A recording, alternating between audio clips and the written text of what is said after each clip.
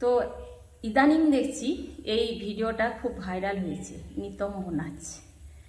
তো এই মেয়েটি ইনি ডান্সের পারফরমেন্সটা ভালো করেছেন, কিন্তু কোথাও না কোথাও আমাদের সনাতনী ধর্মকে কিন্তু অপমান করেছেন।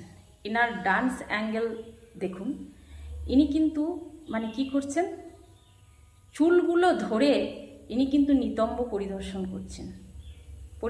করাচ্ছেন সকলকে, ঠিক আছে? তো এতই যদি নিতম্ব পরিদর্শন করানোর শখ এনার, তো সেটা অন্যভাবেও করা যেতে পারে, অন্য ডান্সে করা যেতে পারে। এনাকে সনাতন ধর্মকে অপমান করার অধিকার কে দিয়েছে? আমি বলবো সরকারের এই বিষয়ে পদক্ষেপ নেওয়া উচিত। এবং মা কালী, তিনি কে ছিলেন? মা কালীর যে উলঙ্গ মূর্তিটি, যাদের রুচি যেমন তারা সেভাবে দেখবে। মা কালীর কিন্তু কোনো মূর্তিতে কোনো খারাপ পজিশন দেখা যায় না।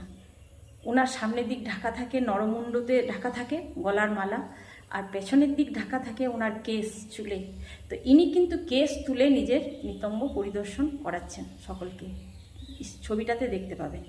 তো বিষয়টা হচ্ছে, যখন অসুরদের প্রাদুর্ভাব বেড়েছিল, অসুর শক্তি এবং দেবতাদের মানে নারীদের অবমাননা করছিল, নারী দেবতাদের, তখন দুর্গা কেঁদে কেঁদে মহাদেবের কাছে গেছিল যে এ হেন কর্মকাণ্ড থেকে বাঁচাও। তো মহাদেব তখন স্বয়ং বলেছিল, দেবী তোমার মধ্যেই সে শক্তি আছে যে তুমি এটার থেকে লড়তে পারবে, তুমি নিজেকে চেনো, নিজেকে জানো। তো তখন একটা বেলপত্র দিয়ে ওনাকে সেটা দিয়েছিল, এবং সেটা গ্রহণ করার পর ওনার মধ্যে যে শক্তি এসেছিল, এবারে অসুরী শক্তি, তো অশুভ শক্তি, ওই যে নরমুণ্ডগুলো কেটে গলায় পড়ছিল, তাদের রক্ত পান করছিল, তো অনেকটা নেগেটিভ এনার্জি তার মধ্যে চলে এসেছিল। তখন তিনি কিন্তু দিকশূন্য হয়ে গেছিলেন।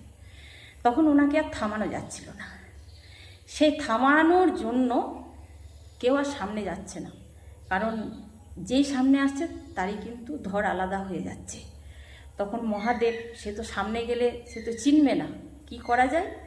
তখন তিনি নিচে শুয়ে পড়েছিলেন, যে ওই যে ওপর দিকে তাকিয়ে তাকিয়ে খড়গ হাতে যাচ্ছে, আমার উপর পা পড়লেই ঠিক মা নিজের অবস্থায় ফিরে আসবে। তখন ওই মহাদেবের বুকে যখনই পা পড়েছিল, তখন বিশ্ব কেঁপে উঠেছিল, এবং উনি সেই লজ্জায় জীব বের করেছিলেন। তো সেই রূপকে আমরা মা কালী রূপে জানি, অশুভ শক্তির বিনাশ করার জন্য মা কালীর রূপ। তো এইভাবে নিতম্ব পরিদর্শন করানোর জন্য নয়।